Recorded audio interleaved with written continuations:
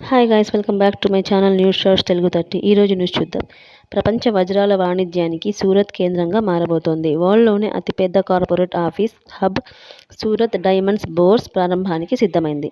35.54 ఎకరాల్లో 3400 కోట్లతో నిర్మించిన విశాలమైన ఈ కాంప్లెక్స్ను కాసేపట్లో ప్రధాని మోదీ ప్రారంభించనున్నారు.